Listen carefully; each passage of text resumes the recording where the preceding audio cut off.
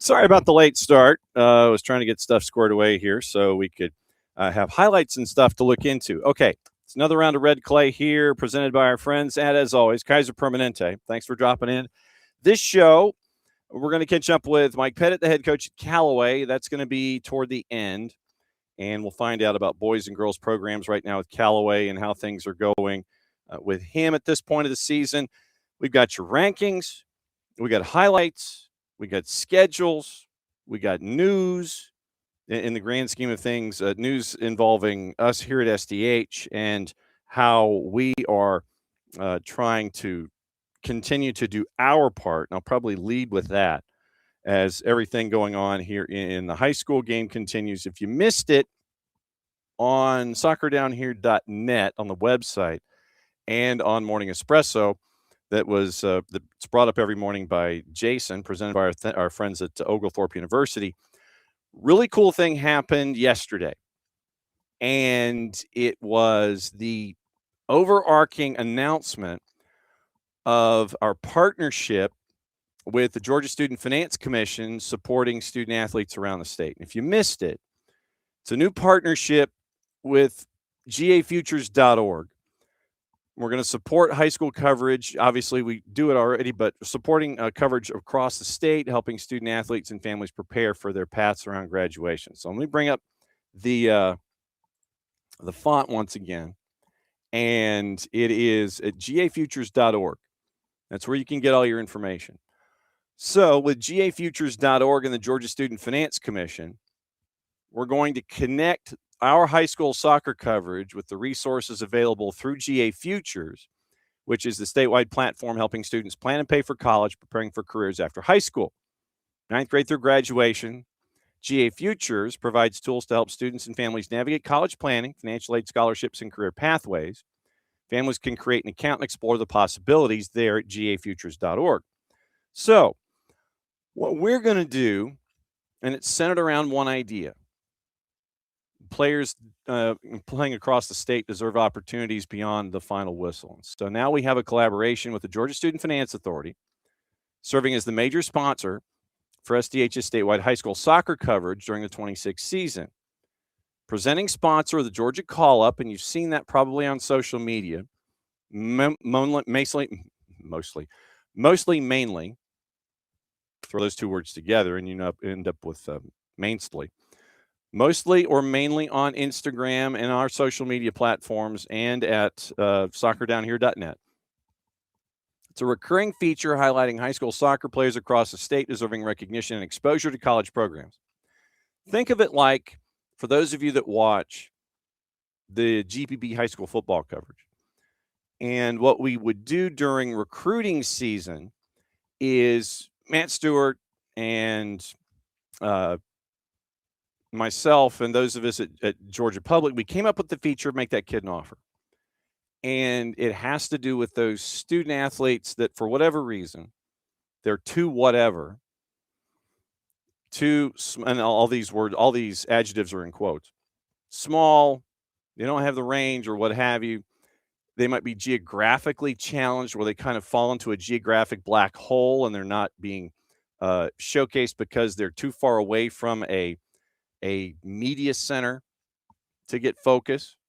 And yes, Huddle and the online promotional platforms are there, but sometimes you just have student athletes that for whatever reason, they just fall between the cracks when it comes to coverage.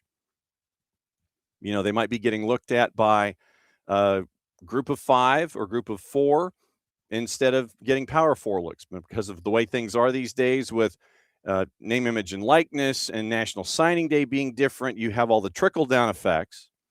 And for whatever reason, the student athletes, they're not getting the looks that they should be getting, period, or the looks that their coaches and everyone else around them feel that they should be getting from higher levels. So what we've done is with the Georgia Call-Up, That's kind of like our Make That Kid an Offer. And so it's a chance for us to showcase student athletes around the state, regardless of classification. Like I said, might be a little geographically challenged. And it's a chance for us to be able to share that info on our social media platforms to help the process out. And so with that, with the Georgia Call Up, we've started to do that. And we've done that with, we've started to roll that out with student athletes. Fish Muncie, I think, was our first at Jeff Davis and so on. Appling County has a recent one, and so we're rolling them out that way. Spotlighting standout student athletes, helping them connect with the next level, reinforcing the importance of academic preparation along athletic success. And so this isn't just something that is strictly athletic based. It is athletics, yes, but it is also academics, extracurriculars, involvement in the community, all of those things wrapped up into one. And how these student athletes are flourishing using the AAA formula, if you want to put it that way. So families, coaches, communities, you've got the opportunity to nominate players who deserve to be seen. And so the Georgia Student Finance Commission and gafutures.org, they're going to be a supporting sponsor of our broadcast season, continuing to expand our coverage of high school soccer across the state. Sponsorship of select pregame shows, where the SDH team is going to recap the week's action, preview upcoming matches, highlight standout players and stories. More details about the resources available for all of students and their families is over at gafutures.org. And that's going to appear throughout the high school match broadcast, reinforcing resources available to student athletes and their families. And so beyond match coverage, so when the season's over, our opportunity to help out is not just going to stop there. It's going to be focus of a new youth soccer-focused program on the network. It's going to focus on the broader ecosystem around youth sports, including coaching and development, supporting young athletes at home, nutrition and wellness, mentoring and leadership, and the pathway from youth soccer to high school and beyond. Special editions in the spring, weekly show later in the year. And so this is a part of our DNA, basically. What we want to do is, with our growing high school coverage, we know that it's a powerful platform in the community, but it can be a gateway to educational opportunities.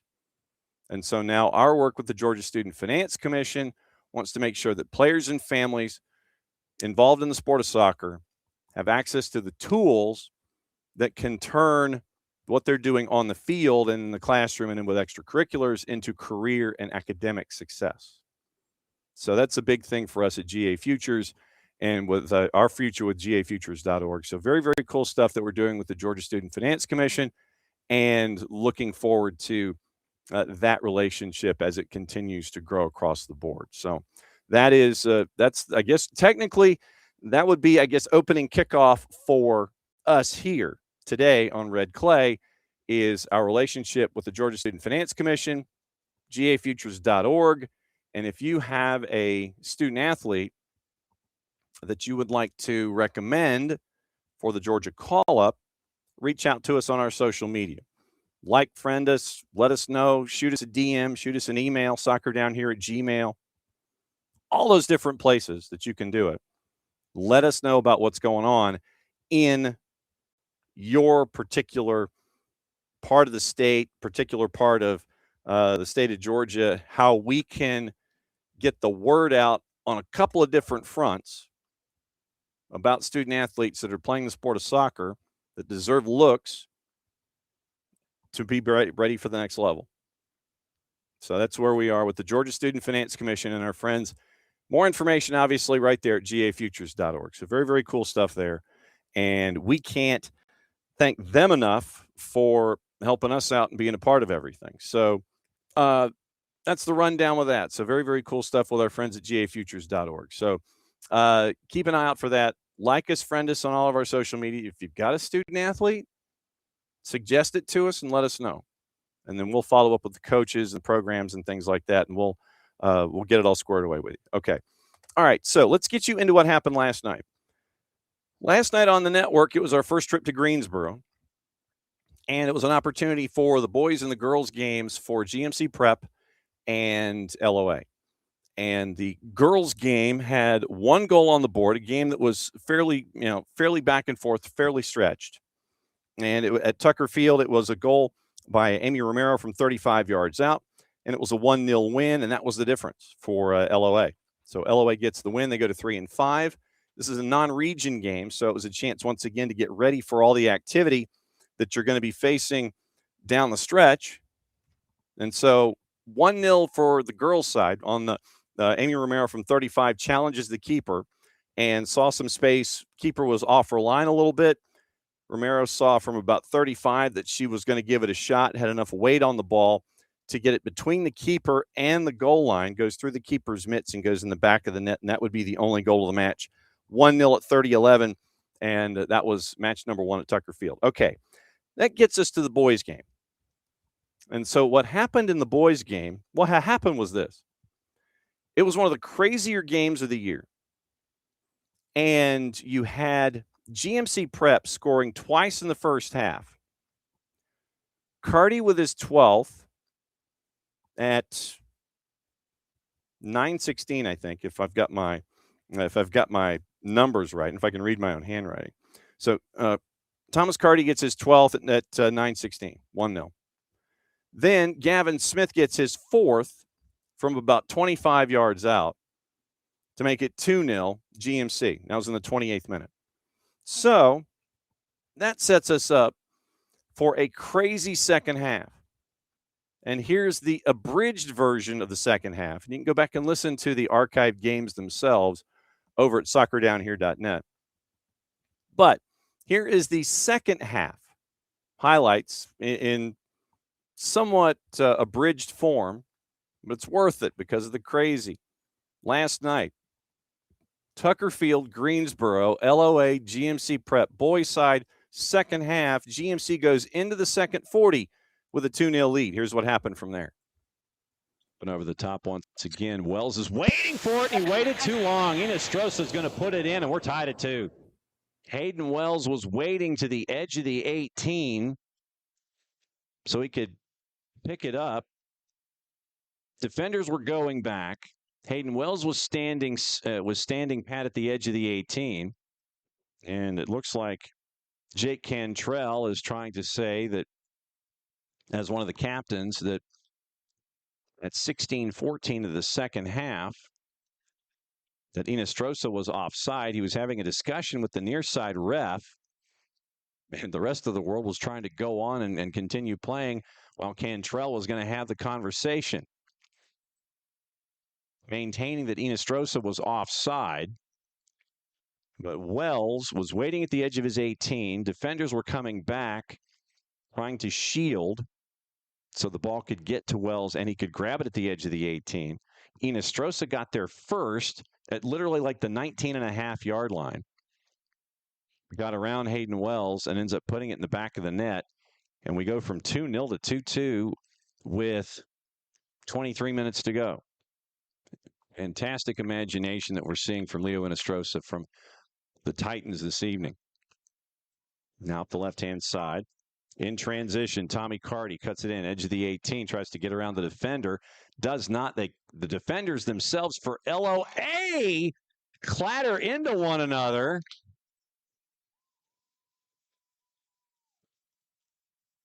And the vulture that was there was Shivam Patel. 24-44. And so Shivam Patel makes it 3-2 in the 65th minute. 15-16 left on the clock. And you had all of the work being done by Cardi up top. He'd attracted 3 defenders at one point. 2 defenders clatter into each other, creates enough space for Shivam Patel to pounce on the ball inside the 18, put the ball past Rodriguez, and we're back to 3-2. Harassed from behind. Inestrosa going 1v5. Why not? Dipsy Doo gets around Cantrell, and it goes in. Are you serious? Are you kidding me?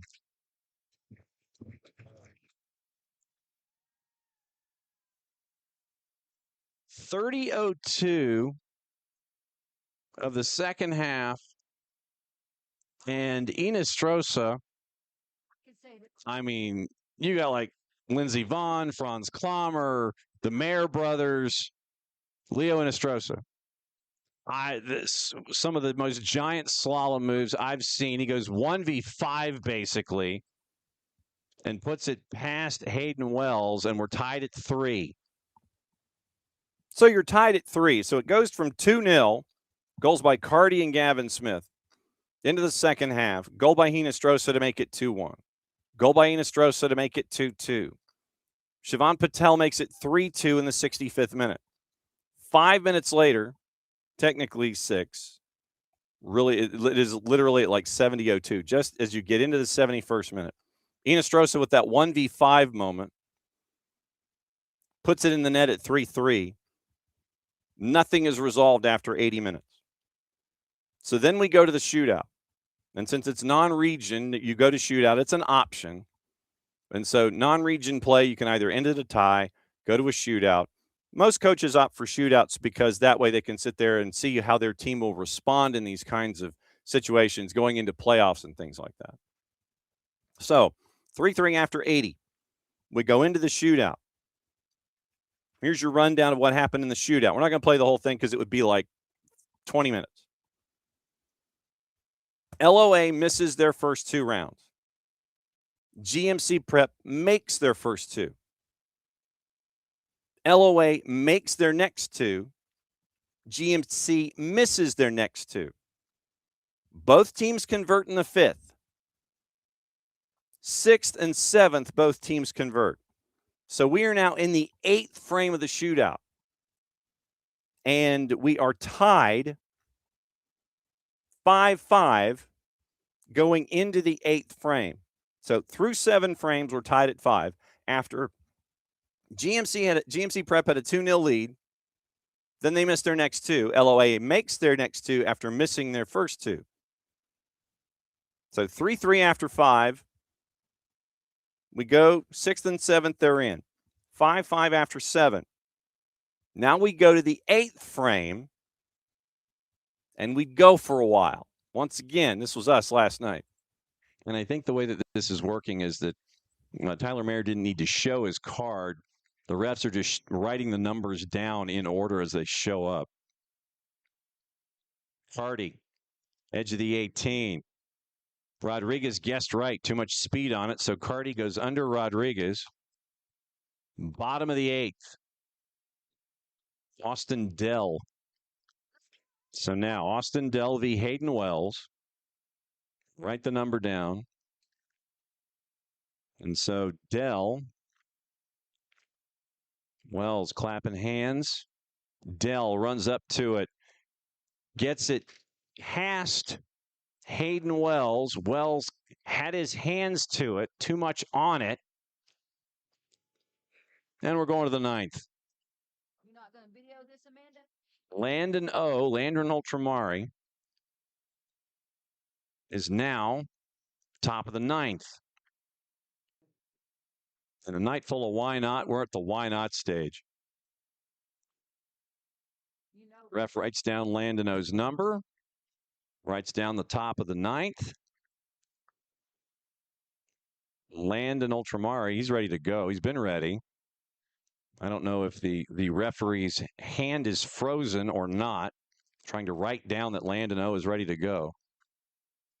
So Landon Ultramari, top of the 9th, walks outside, runs up to it, and puts it in. Rodriguez guessed to his left. Ultramari went to the right. Goes over and gives a big bear hug to Hayden Wells. In the bottom of the 9th frame, and it's going to be Landon McNeil. So Landon McNeil walking up with purpose, going against Hayden Wells. Here at bottom of the 9th, everybody has made now since the 5th frame. Run up from the edge of the 18. Skip step up and over the crossbar, and that will do it. 9 frames, and you end up with a shootout. Getting the win was GMC Prep in the 9th frame. So you had a game that goes 2-0 GMC Prep, tied at 2. 3-2 GMC Prep, tied at 3. Leo Inestrosa, the hat trick for LOA in this one. Goes to the shootout, goes to the 9th frame before you end up with a decider. And so it's a non-region win for GMC Prep and a fantastic contest. A lot of graduation in the offseason, in the past season, but for Lake Oconee Academy, they've got 10 sophomores. They have 10 10th graders on this roster. And so Tyler Mayer being able to catch up with him last week and here on Red Clay, one of our OGs, to be able to see where his club is in a non-region game against a team like Dustin Jeanette and GMC Prep. You see they are now at their 9th win of the year. And so GMC Prep gets a big win.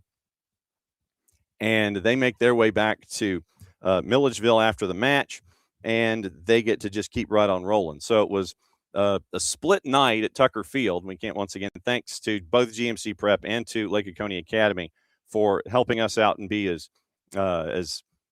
smart as we were on the broadcast. So thanks to both of them for helping us out with that broadcast. Once again, our next broadcast, like I said, we're always efforting flex games, but our next broadcast on the schedule, Friday night, Dalton at Cedartown, 5 o'clock, 7 o'clock, we'll be at Doc Ayers for that one. So that was a fun night with both of these teams, both sides, and that was, once again, our first trip to Greensboro, and it was great to be out there and catch up with everybody for a really cool venue.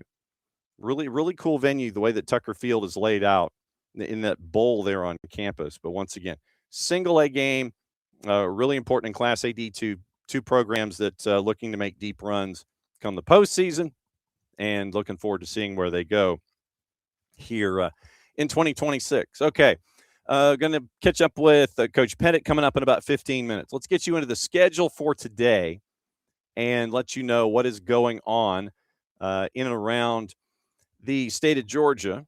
And let's see. So Max Preps live scoreboard. So let's see if we have a big day today. Only 19 matches on the girls' side today. Starting off at 4:30, it is Monroe and Cairo. That one's kicking off at 4:30 this afternoon. Heritage Prep and Mount Bethel Christian is also on the board. Also at 5, New Hampstead is at 6 and 3. Perry in 4A. Johnson County's at Trutland. Trutland is at 7 and 3. That one's at 5 o'clock. Tatnall and Appling, both teams chasing after win number 3 this year. That one's at 5 o'clock. 5:30, it's Josie and Johnson. And Johnson is looking after win number 4. 5:30, Oconee County and Commerce. That's Oglethorpe County and Commerce. Sorry. Oglethorpe County and Commerce in region. That one is at 5:30. And North Springs and Terrell. North Springs both and Terrell both over 500. Hart County and Prince Avenue. Hart County chasing after win number 9. Jonesboro and Griffin is at 5:30, as is East Lawrence and Northeast Macon. Gordon Central and Model chasing after win number 9 on their side. Mays and Washington is at 5:30. Tucker, and they are taking on Atlanta International in a big match. That one is at 5:45. Also on the board, it is Cambridge and Westminster. Westminster chasing after win number 8 at 6. Mount Zion, Jonesboro, and Luella is at 6. Whitewater, Trinity Christian.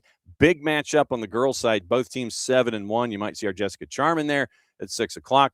And Banneker and Mundy's Mills at 6 o'clock. Mundy's Mill chasing after win number 8. Temple and Donahoe in a non-region matchup. And Donahoe, it's Anniston Donahoe. And Temple, that one is at 6 o'clock. And so we'll keep an eye out on that one as well. So that is the girls' side of things with the 19 matchups. Once again, traditionally on Wednesdays, you're looking at non-region play and things like that. So it's 19 matches on the girls' side, 16 matches on the boys' side. Wesley and Providence Christians at 5:30. You have Monroe and Cairo. Once again, Cairo chasing after win number 6 as the nightcaps in a lot of these matchups. New Hampstead and Perry, both teams hovering around 500. At 7 o'clock, Banneker, Mundy's Mill. Mundy's Mill chasing after win 7 on the boys' side. East Lawrence chasing after win number 10 already, 7 o'clock against Northeast. Benedictine chasing after win number 9 against 500 Wayne County.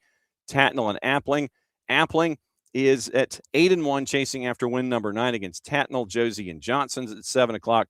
Models boys chasing after win number 9 at 7:30.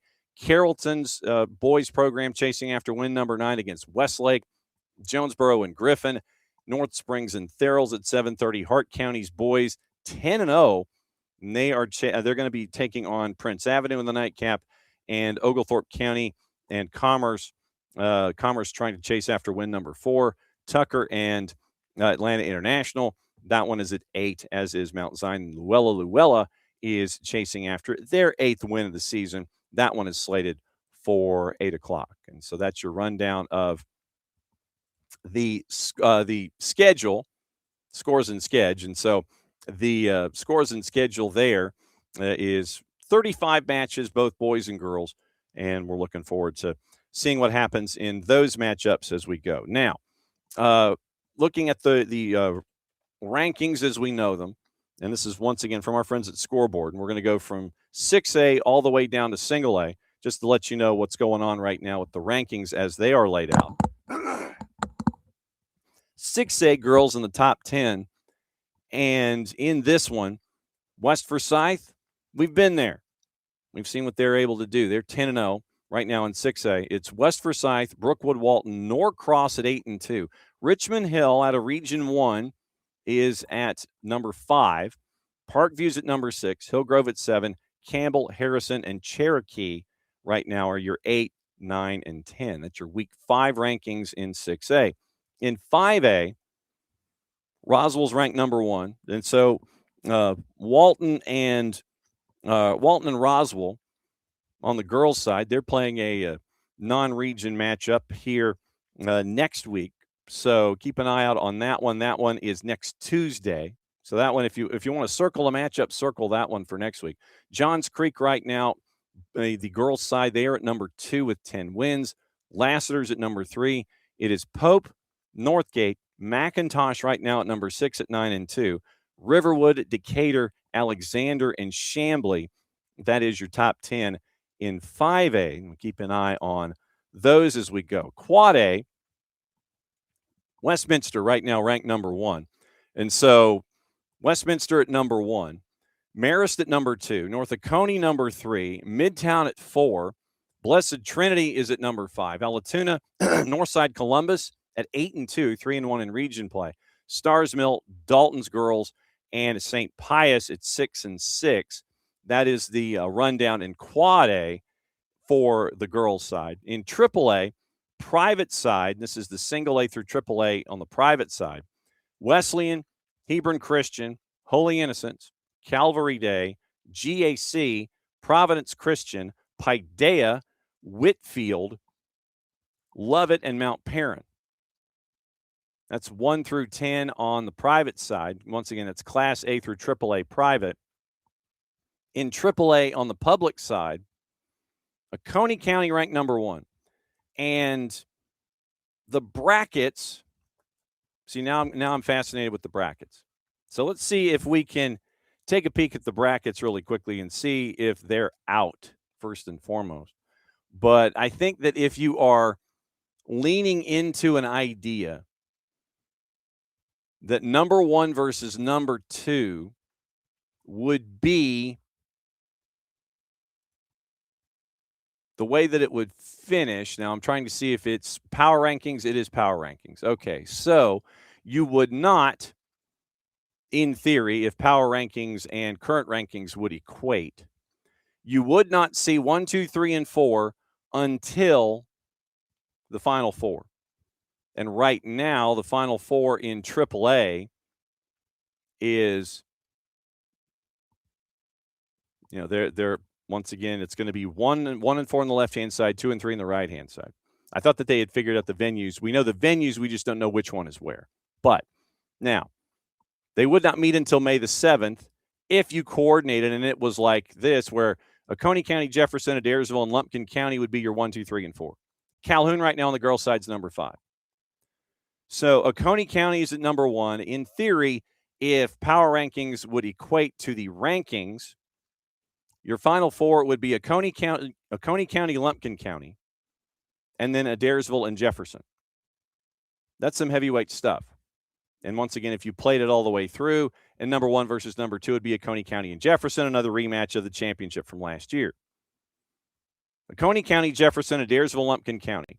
Calhoun is at 5 and 9-2.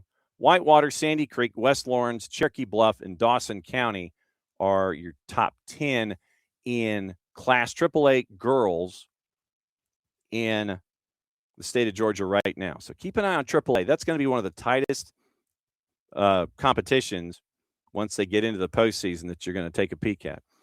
AA girls, Pike County, Justin Osteen has them at 9-2. Sonoraville, the Phoenix are 8-0. Union County is 8-1.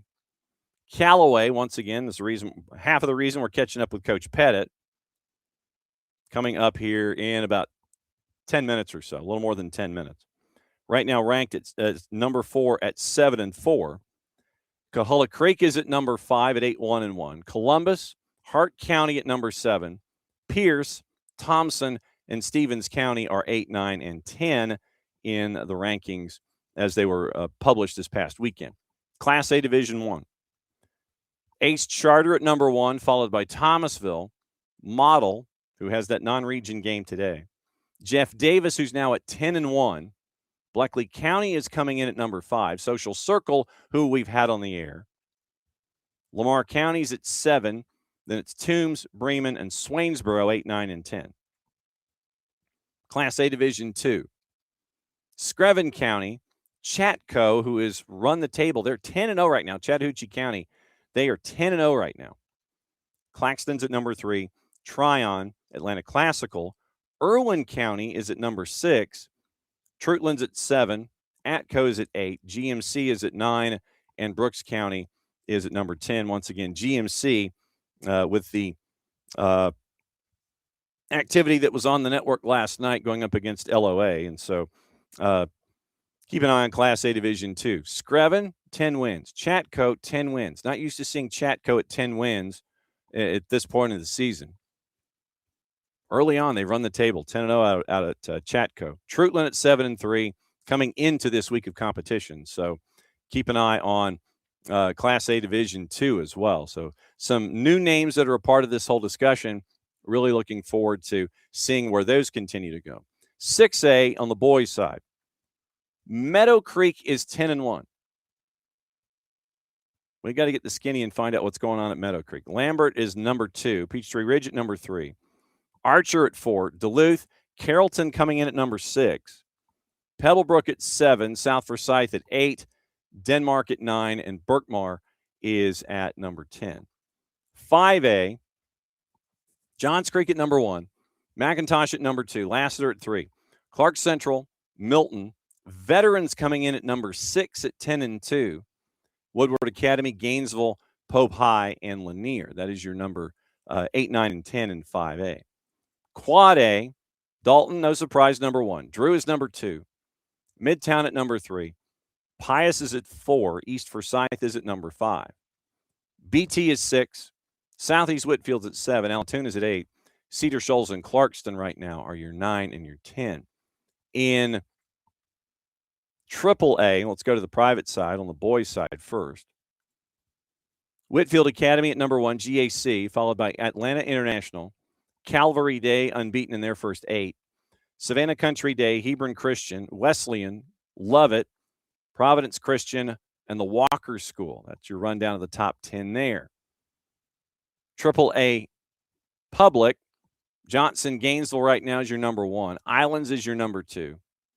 Northwest Whitfield is your number 3. Oconee County is at 4. Chestatee at 5. West Lawrence is at 6 at 11-0 out of the blocks coming into this week. Jenkins is at number 7. LaGrange, Bainbridge, Troop, 8, 9, 10. Troop at 8-4. LaGrange 5-0 in region play, 6-5 overall. So LaGrange wanting to challenge themselves out of the blocks. 5-0 in region play, 1-5 out of region to get to 6-5, and they're ranked number 8. Bainbridge once again out of the blocks, unbeaten coming into this week. And Troop County once again, 8-4 in the overall, 4-1 in region play. So Troop and LaGrange, who knew that matchups with those two probably are going to come down to what it's going to look like later on. I want to see when those matchups are, by the way. AA, Columbus at number 1, Appling at number 2. Probably need to catch up with Appling, considering Alan Ramirez is one of our call-ups. Pike County at 3, Crisp at 4. Callaway at number 5. So Coach Pettit, once again, very, very busy. 2 high-ranked teams in the top 10, boys and girls. Union County, once again, doing the double there at number 6 at 8-1. Morgan County at 4-2 and 7th. Hart County, out of the blocks, 10 wins on the spin. Jackson at 9. Thompson is at number 10. Now, single A. Putnam County is at number 1. 10-1 out of the blocks coming into this week. Model, Jasper County. Jeff Davis is at number 4 for Brian Lawson. Thomasville's at number 5. Armurchie is at 6. Bremen, Swainsboro, East Lawrence, and Toombs County on the boys' side is your number 10. So these are Week 5 rankings as we go. Class A Division 2. GMC Prep, once again, with the Coach Jeanette. Seeing them last night get the big win number 10 for them. Dooley County is at 12-2. Atco on the boys' side, number 3. Now, you look at these Week 5 rankings. Boys' side, Class A Division 2. And once again, this is when you look at the brackets themselves, Class A Division 2. And it is areas. It is not regions. It is areas. So we can kind of extrapolate a little bit and go, ooh, this is going to be tough. Okay, so if we extrapolate here, I'm going to run through the rankings first, and I want to see if we can extrapolate Class A Division 2. GMC is at 9-2. Dooley County's got 12 wins. Atco, Traditional Power, they're 9-1. Brooks County, once again, not a whole lot of non-region games. They're at number 4. Lake Oconee Academy's boys, once again, they are now 4-5 with the loss last night. Metter is number 6. Portal at 7. Washington Wilkes, Atlanta Classical, and Lincoln County. So that's your rundown of Class A Division 2. So if we were to extrapolate and go, let's say top 5. GMC, Dooley, Atco, Brooks, and Lake Oconee Academy. We need to determine the geography of GHSA area designations, John, not designation, designations. Let's see. GHSA area designations, boys soccer. Let's workshop this here for a second. So soccer areas. Okay. So soccer areas for 24 through 26. So this is the last year of this the area setup. So area 1, and this is in Division 2. So area 1 would have Atco, Brooks, and Irwin. Atco, Brooks, and Irwin would be area 1. So you would have right now, like I said, if you just took the rankings as they are and moved them into the brackets, you'd have Atco as number 1. Then you would have Brooks at number 2 going into the layout of the brackets themselves. You'd have GMC with Trutland in area 2. You would have Metter and Screven in area 3. You'd have Chatco as a part of area 4. You would have Lake Oconee Academy, Lincoln County, Towns, and Wilkes in area 5. And in area 6, you would have Bowden, Mount Zion, and Tryon. So that would be the way that we would extrapolate all the things as we try to lay them all out. There'll be a test on this later on. Now, time to go to Hogansville and find out what's going on, boys and girls side, what's going on with the Cavs. Time to catch up with friend of the network, Mike Petite. Well, we're talking both programs. What up, dude? Hey, John, how you doing, man? I'm. Do you need a note to get that you got out of class 5 minutes early? You okay? I just sent them to lunch, so I think they're okay. Okay, good deal. I just wanted to check. I didn't want to get you into any trouble. I appreciate it. I was I looking do that. I can get into lunch trouble by myself. right there with you, brother. All right, so I wanted to bring you on to talk about navigating two programs at once, all that logistics. You've got two teams ranked in the top 10. And since we believe in chivalry here, we are a chivalrous sort. We go ladies first. And we find out what's going on the ladies' side. Once again, you look at where the rankings are, and once again, Sunrise is in the East. We pay our taxes, and you're ranked in the top 10 on the girls' side right now, according to our friends at Scoreboard. When you look at where you are right now on the girls' side, what has the season been like for you so far? I mean, it's been really, it's gone really well, all things considered. Early in the season, we were not quite hitting the stride where we thought we would be. We brought back 10 starters. And I think that has sort of been part of the ranking a little bit. Is a lot of teams knew that we were bringing back a lot of quality pieces, including the AA State Player of the Year in Sofia Flores. And so when you have that coming back, I think people just naturally give you some respect, which is really nice, even though we might not have earned it early in the season. Played a really good Flowery Branch team right out the gate, and had a really, really good game against them, lost 1-0 to them, and they've gone on and done really well on the girls' side. Had a couple up and down games, and then started region play against Pike, and we all know the story about Pike and Coach Osteen, who I think he's dodging you, John. I think he wants to stay low in the weeds and catch people, and I'm like, you can't hide anymore. You know, you go win a big fat state championship ring, and it's awful shiny. So he was laughing last night about it. And once we played them, though, and again, you know, we took one from them, and well deserved. They're an excellent program. I mean, just one of the best girls programs I've seen in a really long time. We hit our stride right after that, and we turned around. We played Jackson, we played Morgan, back-to-back games, and played well enough against Jackson, but found another level at Morgan and won a massive game there in penalty kicks. They went up early. We tied it late. First overtime was 0-0. You know, nobody scored. We scored early in the second overtime. They scored late in the second overtime, went to penalties, and we were able to put enough away to win it, which was really, really big for our girls, big for our program. You beat a team like Morgan, who's really good. Coach Stamps out there has got a great program running out there and stuff. And that kind of sprung us into 5 in a row for the girls. And, you know, then we run into the buzzsaw that is Pike once again. And, hey, that's where you are with region play. So the ranking is nice to be recognized. There's a lot of really good girls teams out there this year. It's going to be a real good battle when you get to the playoffs. I just looked at our PSR, and we're 7-4 overall, and our PSR has us sitting at 17th.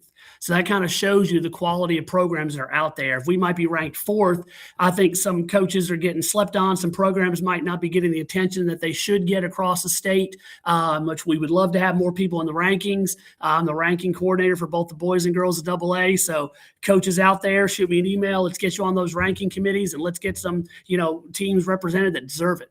So, okay, I'll bite, he asked. Who in your mind are those hidden gems that you don't want on your schedule? Who are some of those folks that we need to be paying attention to right now?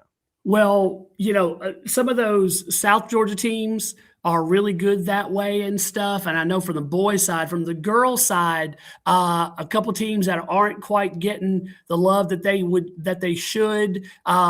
I think would be people like Drew Charter is really good. You know, Columbus is getting pushed off to a side. I don't know why, but Pierce is really good, sitting at 7-3.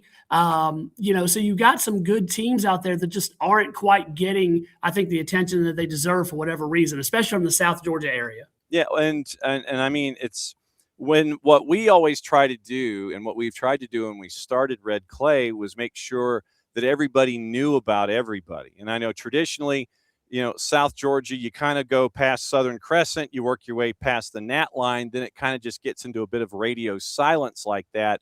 Yeah. And, you know, you'll sit there and you'll see these teams from South Georgia, regardless of classification, you'll see a Richmond Hill come up and they'll bite somebody in 6A. You'll see these Region 1 teams, these Region 2 teams in the traditional high school football FOOTBALL rankings. And then they'll come up and bite folks in soccer, and you sit there and you're scratching your head, but you're sitting there going, no, you don't understand. They're really good down there. It's just there seems to be like this wall almost at times that we have to break to let folks know about what's going on in South Georgia. Yeah, for sure. And I wish that, I don't know if it's a coach's perspective and they just keep it to themselves and aren't really involved. Maybe they're not as well connected as they should be and stuff, but they got some great programs. And if you go down there and play them, you find out real quick. When you look at region right now for you, and it is Pike and Osteen, by the way, apparently Osteen has lunch. He has to have lunchroom duty in Zebulon during the noon hour. And that's why he is unable to join us in this time slot. So I need to schedule something like 1 or after when he's not at lunch. It's Pike, it's you. Then it's Jackson, who is 5-4 right now out of the blocks. And then Morgan County, you mentioned what Morgan County's been able to do. Then you've got Rutland and Westside in the Macon area. What has it been like for you on this side to see where things are growing on the girls' side in your region when it comes to how things have been evolving over time? Well, when you have from last year, you have the state champion in Pike, you have a Final Four team in Morgan, and then we made the second round and stuff. You got those three teams, and then Jackson has really quality pieces, and when they put it together, they can make a run at anybody at the same time. And then the Macon schools are coming along. They're having some people move in there. We just played a Rutland team who has 2 or 3 new girls who were really, really good. And if they get a couple more pieces and stay together, you're now talking about a region that can go, 4, 5, 6 deep really, really easily and could, again, do some things in the playoffs. So every single night in region play, when we basically run a block of 10 games in a row of region games, you have to come ready every day, girls or boys side. Especially when it comes rapid fire as it does, because it was 3 matches in a week, the 2 with Rutland and then the 1 with Pike that you had at home. And then you end up with another 3 in a week where it's at Westside, at Jackson, at Morgan coming up. So today is Wednesday, add 2, it's Friday. So basically Friday to Thursday next week, it's Westside, at Jackson, at Morgan County. Then you get a bit of a breather. I mean, that's a lot of cramming for these tests with these growing programs. Yeah, and we spend a lot of time getting ready for it, spending a lot of time outside of school hours and looking at film and talking to coaches about what do we got to do and making practice plans and stuff. So it's busy. It just is. And it's good. It's what you want to do, because if you weren't busy, then you might not be very good. You don't have a whole lot to worry about. So I'll take being busy and trying to juggle all I'm trying to juggle. Yeah, well, I want to get to that in a bit. If you look at wins and losses, I know that there's and goal difference and things like that. You mentioned the Macon area schools, and I want to apply this kind of universally for those programs that are not getting the wins. They're having real difficult times with their schedules, with their goal scorers, with their talents.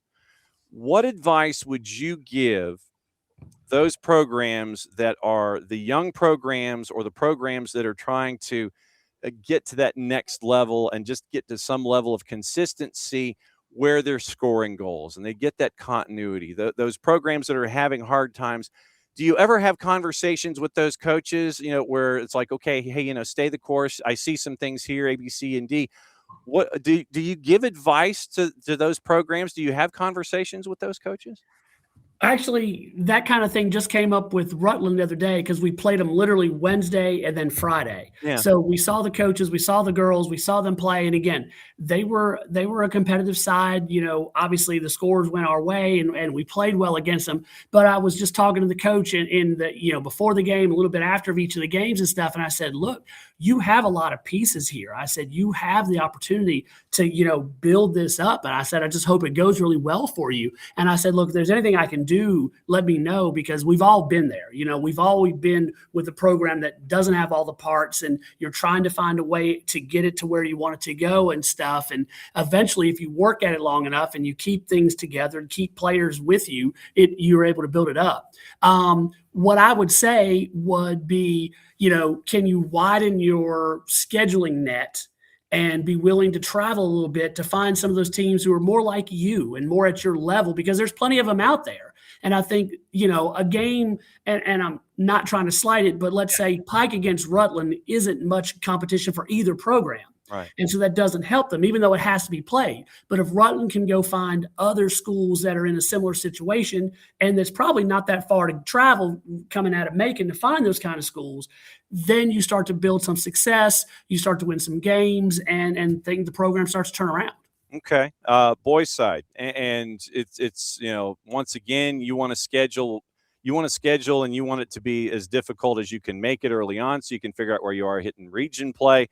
It's at Flowery Branch. 4 of your first 5 were on the road this year on the boys side? Yeah, we decided to get on the bus and travel as far and around as we could. So, I'm not exactly sure how that worked out. That was not good scheduling by my part. I was going to say, who's the schedule maker with this? The bad thing is it's me all the time. So I can only blame myself. My wife doesn't mind because I'm out of the house. And so she's like, good, go, and that kind of stuff.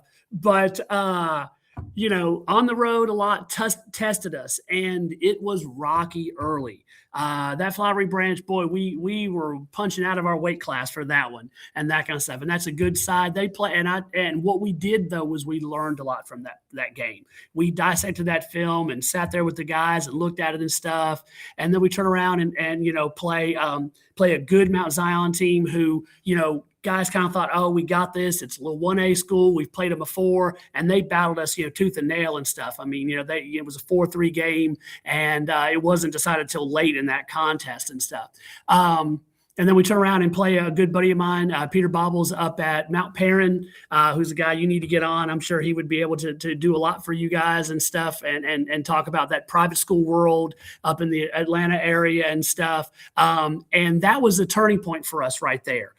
They're a really good team. They had a really good game that night for the first half. We fixed a lot of things the second half and just turned the tables on them and stuff. And from there, we just kind of rocketed away. Pike being the exception, again, Pike's got a really good boys program, just like they do with the girls. New coach there doing really a lot of good job with that, Coach Patel out there. So, they're being, coached up and playing really well. But outside of those games, and even the Pike game, we made literally 2 mistakes, and we were punished for both of them.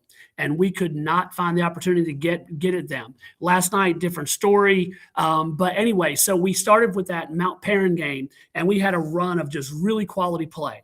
And what we discovered is if we will be disciplined and you do your job and the guy beside you does his job, and we trust him to do ours, and I'm trusting, the guy to do mine, me to do mine, it goes really well. That did not happen for us last night.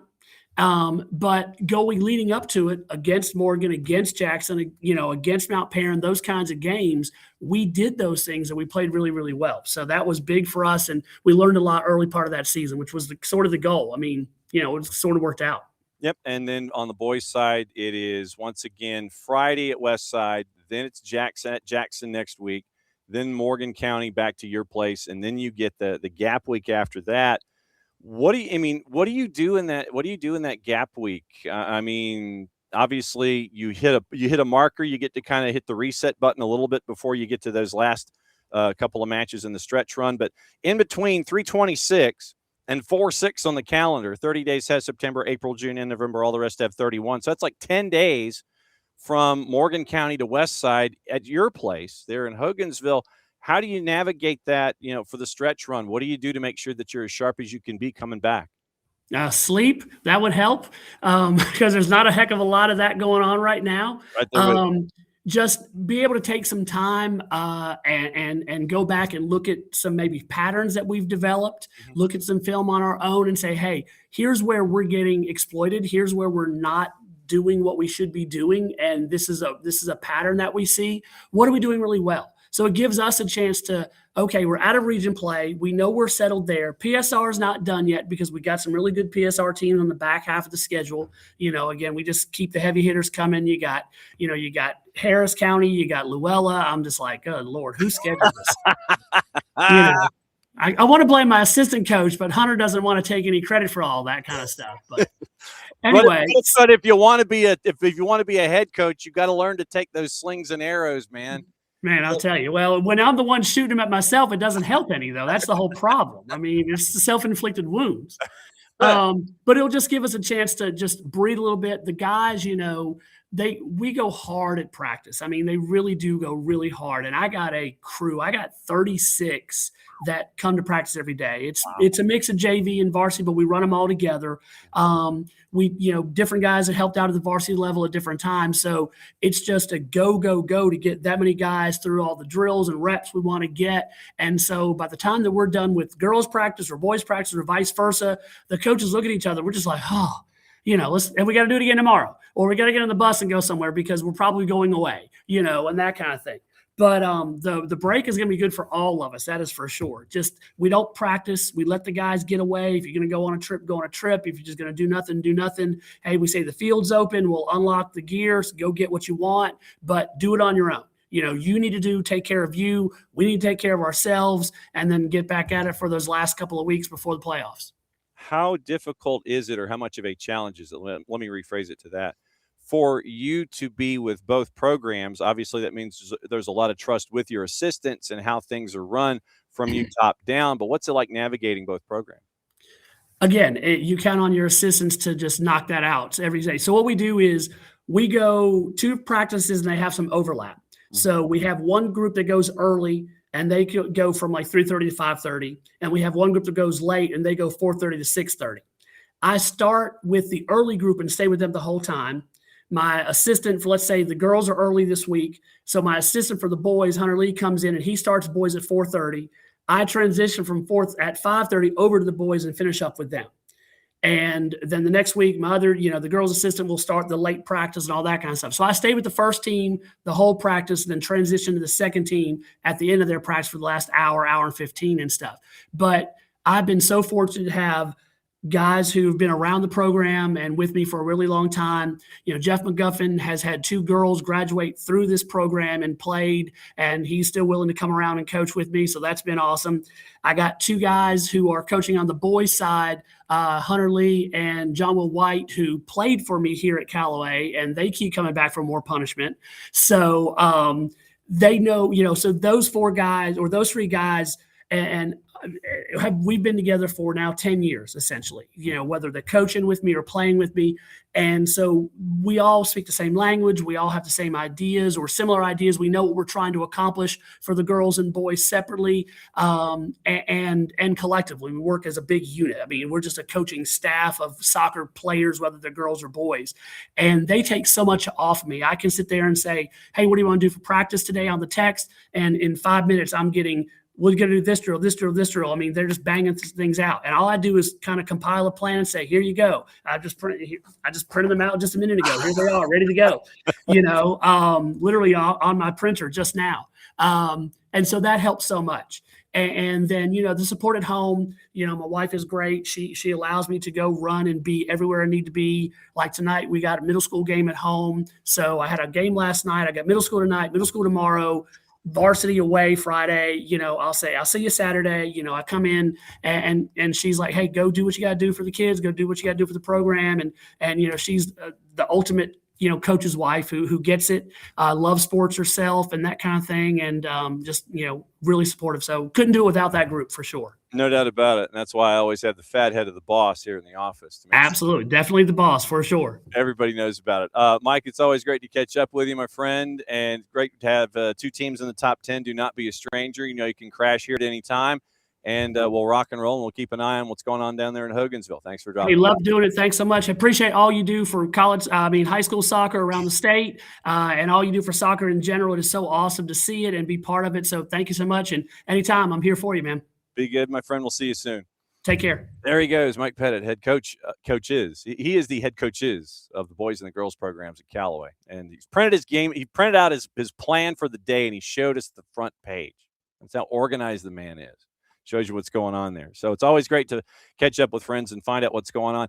And what I always like to do in these situations is ask those established coaches the advice that they would give to those coaches for the programs that are trying to grow. And that was why I wanted to look at that, because when you look at the programs, just to give you an example, on the boys side, in Region 2, it is Pike, and then it is Morgan, and it's Callaway, and the three of them are right there. Pike's at 8-3. Morgan doesn't really have much of a non-region schedule. They're 4-2, and then Callaway's at 7-4. And then you have Jackson and West Side and Rutland that are a part of this. But on the boys' side, West Side in their first 4 games gave up a lot of goals, didn't score any. Rutland on the same side, in their first 10, they won 2, but their goal difference is that they gave up 59 goals in 10 matches, and they scored 9. And so what I like to do in these situations is to grow the sport. That's why I always ask these coaches, what advice would you give those programs? And because we want, rising tide lifts all boats. And so that's why I always like to ask the established coaches if they have conversations with those other coaches that are a part of their regions where they want to grow the programs and they might get frustrated, and we want the sport to grow. And so are there these conversations? What advice would he give in case someone else is watching or listening and they want to find out what's going on and all of that? So that's why I asked that question, because I've always thought the interaction between coaches to share information so they all can become better, there's just always been a key. So that's like I said, that's just one of the questions that always sticks with me when I bring coaches in to ask these questions. Okay, so Mike has told me we've got to go check out Mount Perrin. And a lot of the coaches that he's been talking to, we'll bring those up as well as a part of the discussions, because he's given me a lot of great ideas when it comes to folks to catch up with, especially south of the Nat line when it comes to Georgia high school soccer. It's another go-round of Red Clay presented by our friends at up here. There we go. It is the SDH by Kaiser Pemanente here on the SDH Network. We'll be back at it tomorrow morning, 9:05, and we're going to be talking about horticulture. And we're going to be talking about what's going on worldwide. Our buddy Nino Torres from Futbol TV is going to talk to us about Portugal. We're going to talk about sporting and what they did to Bodo Glimt in the UCL. Then Nico Moreno is going to be joining us at 10:30. And so we're going to find out about the grass that it takes to have a World Cup venue be the class venue it is. And we're going to take hour number 2, and we're going to get into everything else that's going on. We got Open Cup tonight. We got CONCACAF tonight. We got Champions League this afternoon. Plenty to get into. We'll get into that tomorrow morning at SDH AM, kicking off at 9:05 Eastern time across the network. Looks like Mike Gramajo from West TV in Orlando is going to be joining us on Friday morning to break down everything going on after the dismissal of Oscar Pareja, and Martin Perelman now is going to be the man for the short term. Are they going to be chasing after other individuals after this season is over, considering it just started? Do you bring in somebody, or do you let Perelman try to prove his worth and see if he wants to be the new number 1? So we'll have those answers and kicking off with everything going on Friday. So Dalton and Cedartown is Friday. That's going to be on the network for us. Jason and I will be out there for those at Doc Airs. We'll let you know what else is going on there. With that in the high school game, can't thank our friends at GA Futures enough for hanging out with us here and being an integral part of our programming on the high school side. And thanks as always to our friends at Kaiser Permanente for being great partners with us all across the board. We could not do it without them. Thanks to Mike Petite and everything going on down there at Callaway. Great to catch up with him, find out boys and girls stuff. And also thanks once again to our friends at Lake Oconee Academy and our friends at GMC Prep for a great doubleheader last night in Greensboro. That's another go-round of the Red Clay Soccer Report presented by our friends at Kaiser Permanente. It is the end of the show. That means we get to do this. Back at it again, 9:05 tomorrow morning for another go-round of SDH AM. Mucha plati, I'll play it safe. We'll see you soon.